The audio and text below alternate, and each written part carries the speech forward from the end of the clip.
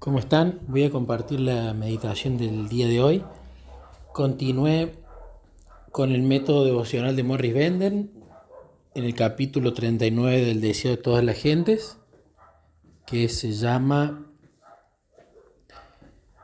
Dadles vosotros de comer, y está basado en varias partes de los 4 evangelios. Dadles vosotros de comer.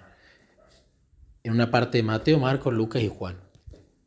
Es la historia de los 5.000, de la alimentación de los 5.000, que en realidad fueron muchos más porque el relato dice que eran 5.000 hombres, pero se entiende que había niños y mujeres, entonces eran muchos más de 5.000.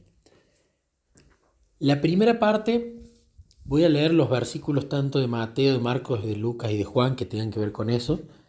La primera parte dice que, Mateo 14:13, al oír Jesús se retira de allí en una barca a un lugar solitario en privado. En cuanto lo oyeron las multitudes, lo siguieron a pie desde las ciudades. Después tenemos en Marcos 6:32, dice que se fueron en una barca a un lugar apartado y solitario. Pero muchos los vieron yéndose y los reconocieron. Y a pie desde todas las ciudades concurrieron allá y llegaron antes que ellos. Después tenemos en Lucas que cuando los apóstoles regresaron, le refirieron cuanto hicieron y tomándolos consigo se retiró aparte a una ciudad llamada Betsaida. Pero sabiendo las multitudes, lo siguieron y, bueno, después va a decir lo que hacía Jesús, que lo vamos a ver en la última parte.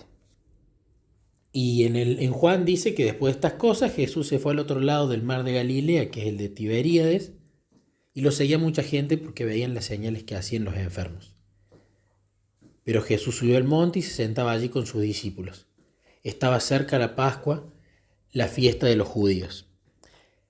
Bueno, eso es lo primero. Entonces, creo que no es menor cuando menciona que había un montón de gente que lo empezó a seguir a pie desde muchas ciudades.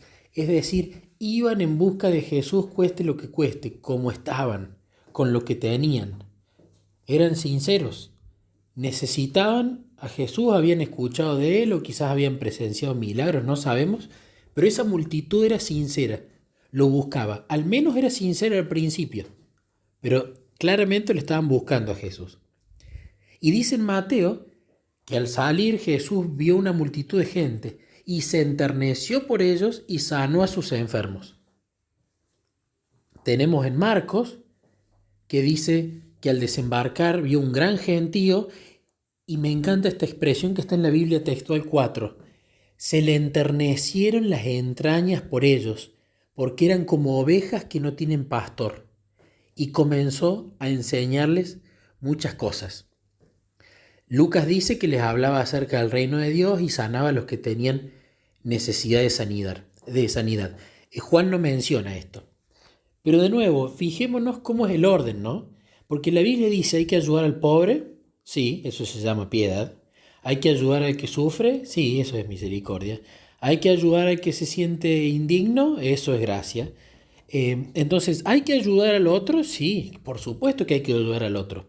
Pero fijémonos que Jesús no ayudaba al otro simplemente porque su padre así lo quería. ¿Sí? ¿Era su alimento diario seguir la voluntad de su padre? Claro. Pero acá dice que Jesús cuando los vio se enterneció por ellos. Emoción, sentimiento. Y en el otro dice que exactamente se le estremecieron las entrañas. Y las entrañas de las que habla la Biblia viene a ser la parte del estómago.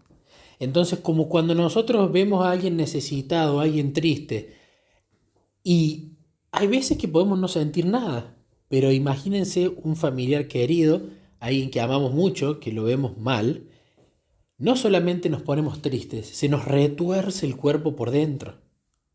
Lo mismo cuando nosotros estamos angustiados.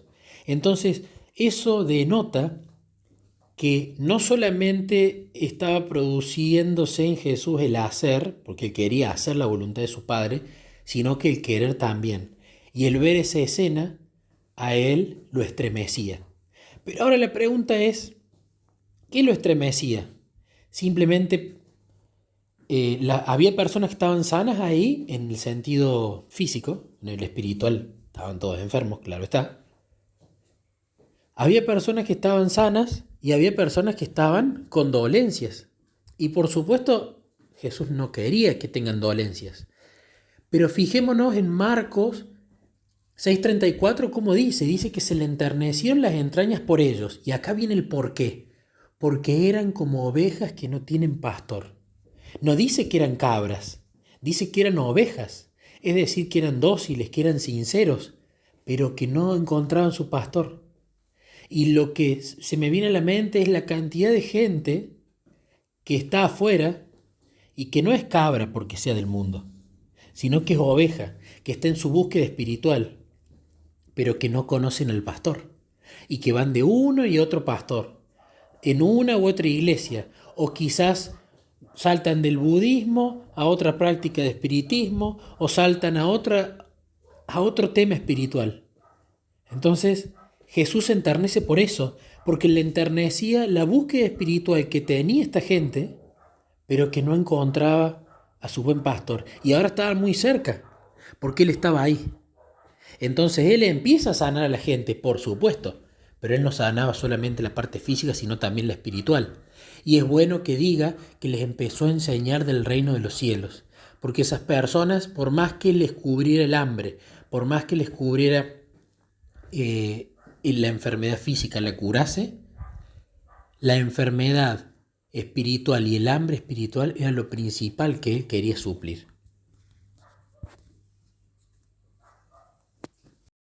Luego tenemos la otra parte. Vamos a comenzar con lo que dice Mateo. Dice que al atardecer se acercaron a él los discípulos y le dijeron: el lugar es solitario y la hora ya avanzada. Despide pues a las multitudes para que vayan a las aldeas y compren alimentos para sí. En los otros evangelios, también Marcos le dice lo mismo, en el 6:35. Le dice que cuando llega una hora avanzada, me imagino que Jesús estaba hablando, curando y hablando del reino de los cielos, curando y hablando del reino de los cielos. Se hace tarde, se le acercan sus discípulos y le dicen: el lugar es desierto y ya es hora avanzada. Despídelos para que vayan a las alquerías y a aldeas de alrededor y se compren algo para comer. Después, en Lucas, dice que al comenzar a declinar el día se acercaron los 12 y le dijeron: despide a la multitud para que vayan a las aldeas y alquerías en derredor y hayan alojamiento y consigan comida, porque aquí estamos en un lugar solitario. Es decir, se querían quedar solos con Jesús. A los discípulos, y fijémonos que en este último dice los 12, ya le estaba molestando que esté la gente ahí. Deben haber pasado varias horas Jesús sanando, varias horas Jesús predicando. Y fijémonos lo siguiente: cuando ellos predicaban y ellos sanaban, estaban chochos, estaban felices y querían contarle todo lo que habían hecho a Jesús. Pero cuando tenían que estar en una posición pasiva, en la cual ahora veían cómo Jesús sanaba y ahora veían cómo él predicaba, de repente se empezaron a cansar. Y creo que acá hay una lección muy, muy, muy importante, que es que ni toda la vida, ni todo el tiempo vamos a ser aprendices, pero tampoco todo el tiempo vamos a ser maestros. Es un círculo. Entonces, ellos primero tuvieron relación con Jesús, primero aceptaron sus enseñanzas, aprendices. Les otorgó el Espíritu y ahí fueron como maestros. Enseñaban y curaban. Y luego volvieron a dar testimonio. Pero ahora era de nuevo el momento de volver a ser aprendiz, de volver a hacer a Jesús, a ver a Jesús, de aprender a través del comportamiento que tenía Jesús, las palabras que tenía Jesús y la obra que estaba haciendo Jesús. Entonces yo lo que veo acá es que como ellos no eran los protagonistas, ya empezó a molestar tanta gente. Pero si ellos hubiesen sido los protagonistas, seguramente no se hubiesen cansado, porque eso alimentaba el orgullo. Y creo que hay una lección muy importante para nosotros y que cada uno tiene que charlarlo con Jesús. ¿Nos gusta ser siempre aprendices? ¿Sí? ¿Siempre oidores y nunca hacedores? Y por el otro lado, ¿nos gusta siempre enseñarle al resto? ¿Nos gusta siempre explicarle al resto? ¿Nos gusta que se nos vea en la obra? ¿Pero no nos gusta aprender porque yo ya sé? Ahí hay un problema. Ni aprendiz 100%, ni maestro 100%. Es un círculo. Es un círculo. Aprendo, para mí y para enseñarle al otro. Pero ya ni bien enseñe, vuelvo, porque tengo que volver a aprender. Y esto va a ser por la eternidad, porque vamos a estar siendo aprendices y maestros todo el tiempo. Porque siempre hay alguien a quien enseñarle que todavía no alcanzó el conocimiento o la relación que nosotros tenemos. Pero siempre tenemos o alguien de quien aprender, pero por sobre todas las cosas más importantes, aprender del gran maestro. Entonces, cuando leo esto, me parece que eso es lo que pasaba. Ya los discípulos estaban cansados de ser los aprendices, pero era la manera, era necesario. Pero fijémonos otra cosa, otra lección importante acá. Jesús se enterneció, a Jesús se le estremecieron las entrañas porque eran personas que si no encontraban el buen pastor se iban a perder, que era él. En cambio los discípulos no tenían un sentir de ayuda, no querían alimentarlos, querían que se vayan, querían estar solo con Jesús. Vaya a saber para qué, para contarle más cosas, no lo sé, por una exclusividad, no lo sé. Pero acá está esa lección. ¿Cómo somos nosotros para ayudar al otro? Cuando nadie nos ve. Nos gusta ayudar al otro, nos gusta darle un paquete de fideos al que viene a golpear la puerta. Nos gusta utilizar plata, nuestro dinero para ofrendar un poco más. ¿Nos gusta ayudar al necesitado o es una carga? O tratamos de, bueno, me lo saco rápido. Si realmente somos así, primero, no sientas culpa, porque sabemos que la culpa viene del enemigo. No tenemos que sentir culpa, pero tenemos un trabajo que hacer. No nos podemos esconder ese problema debajo de la alfombra. Tenemos que ir a Jesús y serle sincero, porque Jesús no obra sobre lo que no le contamos. Si yo no le abro mi corazón a Jesús como un amigo y le digo, no me gusta ayudar al otro, aborrezco al pobre, no me gusta ayudar al enfermo, me da asco esto, o no quiero darte mi dinero, o no tengo tiempo y no quiero tenerlo, si yo no le soy sincero a Jesús sobre mi estado actual, Él no va a obrar porque es un caballero. Entonces, el primer paso, si realmente quiero tener ganas genuinas de enternecerme y ayudar al necesitado como si estuviese ayudando a la persona que más amo, entonces tengo que contárselo a Jesús. Si no, voy a terminar simplemente ejecutando ayuda externa que a la vista de los otros puede valer, pero a la vista de Dios no vale absolutamente nada. Luego, ¿qué pasa? Jesús, luego de ordenarles que alimenten a la multitud, pasa lo siguiente. En uno de los evangelios en Juan, que decía que esto lo decía Jesús para probarlos porque él sabía lo que iba a hacer, tenemos a Felipe. Primero Felipe le dice que 200 denarios de panes no bastan para que cada uno tome un poco. Es decir, Felipe no, fijémonos que Felipe no fue y le dijo, mira Jesús, el problema es el siguiente. Si tuviésemos 200 denarios, que no van a alcanzar, quizás 300, podríamos comprar un poco de pan en la aldea para cada una de las personas que están acá.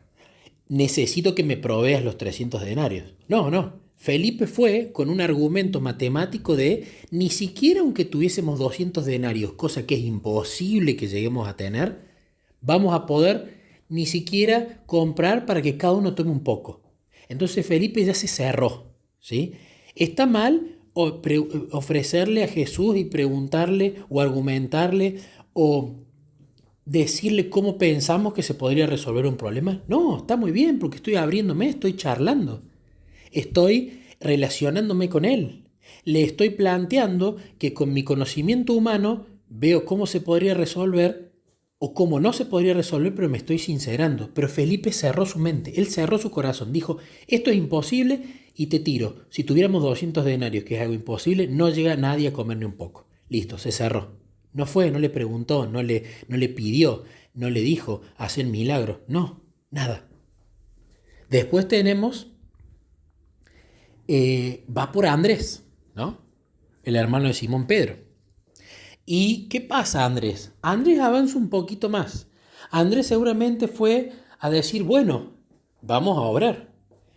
Entiendo cuál es la voluntad de Jesús, no me cierro a hacerlo, pero voy a utilizar los medios que yo pueda conseguir. Entonces va Andrés y avanza un poco más y le dice, seguramente si Andrés hubiese encontrado que todo el mundo tenía, iba a volver con todo eso y todos iban a comer. Pero lo único que encontró Andrés era un niño que tenía 5 panes de cebada y 2 peces. Entonces, Andrés avanza un poco más, trata de ejecutar su solución, encuentra muy poco y viene a Jesús y no le dice, mira Jesús, encontramos esto, pero si vos podés proveer el resto, ya alimentamos a todos. No, avanzó un poco por sus propios medios Andrés y se frustró. Y le dijo, mira, encontré esto, pero ¿qué es esto para tantos? No sirve. Listo, otro que cerró su mente. Entonces, de nuevo, Jesús quería probarlos a ver si realmente, como él había multiplicado o convertido, mejor dicho, el agua en vino, había sanado a enfermos, había hecho cosas que realmente eran milagrosas y que ellos ya estaban acostumbrados a ver, quería ver si los testimonios pasados, si la experiencia pasada con él, les ayudaba a entender el principio de que para él no había nada imposible. Pero claro, quizás ellos lo vieron imposible porque nunca le vieron multiplicar el pan. Lo vieron sanar a enfermos, lo vieron callar el mar, lo vieron hacer un montón de cosas, pero nunca multiplicar el pan. Y yo creo que si ellos se hubiesen reunido y hubiesen recordado la cantidad de cosas que Jesús había hecho, la cantidad de cosas, si hubiesen recordado cómo Dios obró en el pasado, cómo Jesús obró en el pasado reciente de ellos, tranquilamente hubieran concluido, pero si paró la tormenta, si curó un leproso, ¿cómo no va a encontrar de alguna manera humanamente imposible para nosotros, porque no vemos la forma por ningún lado, para proveerlo? Y fijémonos la lección acá. No es que yo primero consigo los medios y después le digo, Jesús, acá tengo los medios, decime qué puedo hacer. Es al revés. Acá Jesús primero revela su voluntad, número 1, y yo ahí tengo para elegir si le ejecuto o no, en base a la relación que tengo con Él y a la confianza generada por esa relación. Pero luego viene la segunda etapa. No solamente es hacer la voluntad de Dios, no solamente es saber el qué, sino también saber el cómo. Es decir, no es solamente saber el fin, sino saber los medios que Él quiere usar para lograr ese fin. Porque supongamos que Él quiere que yo alimente a ese vecino que viene a pedir a casa. Pero si yo de repente saco del diezmo o robo del supermercado para alimentar a esa persona, claramente, a pesar que Él reveló su voluntad, yo le ejecuté en la manera que a mí me pareció, lo cual va claramente en contra de su palabra. Pero muchas veces podemos querer ejecutar las cosas que Jesús nos revela con nuestro propio plan. Y eso es igual que si yo claramente no le ejecutase. Porque al fin y al cabo no estoy haciendo la voluntad de Él siguiendo todo el proceso que Él quiere. Entonces acá Él revela su voluntad. Ellos dijeron, bueno, la vamos a hacer, porque no es que se empacaron y le dijeron no, pero empezaron a tener esa falta de fe, de confianza, cuando no encontraron los medios. Pero la lección más linda que creo que me llevé cuando medité esto, antes de ir a leer a Elena, es el tema de las famosas 12 cestos que sobraron, ¿no? 12 cestos, uno para cada apóstol, que comúnmente, al menos en mi caso, lo que más he escuchado de esto significa que Jesús no desperdicia nada, que es muy cuidadoso, sí, es cierto, esa aplicación está. El hecho de que Él haya provisto de pan y que no haya hecho un banquete gigante y ostentoso, significa que justamente Él quería revelar también la importancia de comer el alimento físico más simple, más nutritivo, más natural, porque esos panes eran panes de cebada, no eran los panes refinados que compramos hoy en cualquier panificadora, y que es sumamente difícil encontrar algo que sea 100% integral. Entonces Él estaba revelando esa lección física, pero también la espiritual. Coman el alimento natural, el pan de vida, vayan a la Biblia. Lo que más tienen que comer para saciarse, ¿qué es? El pan de vida, 5 panes. Y lo que menos tiene que comer en proporción, ¿qué es? Otro tipo de alimento, los 2 peces. Lo que más tiene que abundar, el pan de vida, es la Biblia, la meditación, la lectura, el estudio. Y después, si queremos ir a algún alimento, a algo menos saludable o un poco más procesado, bueno, podemos complementarlo. Pero la palabra de Dios es lo primero y lo más importante. Pero, de nuevo, volviendo a la parte de los cestos, creo que está esa lección para el que cree que lo que tiene no es suficiente o que si lo da, se va a quedar sin. Fijémonos que los discípulos ni siquiera dieron lo que tenían porque no tenían nada. Simplemente consiguieron lo que otros le ofrendó. Y con esa pequeña ofrenda, ellos no se la quedaron para sí mismos y comieron ellos solos, sino que fueron primero y le dijeron, acá está lo que tenemos, no tenemos más nada.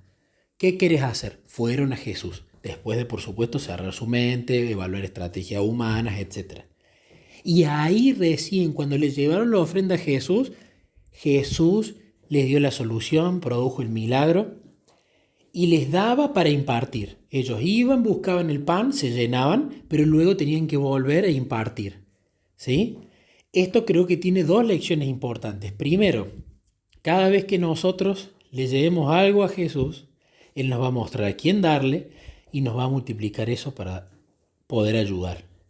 Pero por sobre todas las cosas, primero tenemos que tener la comunión con Jesús, pasar el tiempo, meditación, oración, estudio de la palabra, para recién poder ir a impartir a otros. No es al revés. Yo no puedo dar lo que no tengo. Pero lo que más me gustó, de nuevo, de las 12 cestas, es que los discípulos no tenían nada para dar, aceptaron una ofrenda muy pequeña en lo aparente de este niño, los 5 panes y 2 peces, pero cada uno de ellos se llevó multiplicado la cantidad que dieron por una cesta grande seguramente de todo el pan y los peces sobrantes. Entonces creo que acá está la lección. Si vos entendés mi voluntad, yo te voy a mostrar los medios. Si vos consagrás lo que tenés para mí, no solamente vas a ayudar al resto, sino que se te va a ver multiplicado eso, como resultado de haber tenido confianza en mí. No siendo presuntuoso en el sentido de, bueno, tengo 1.000 pesos, te los doy, así me vienen 12.000. No, porque ahí estoy tratando de comprar. Estoy siendo Simón el mago.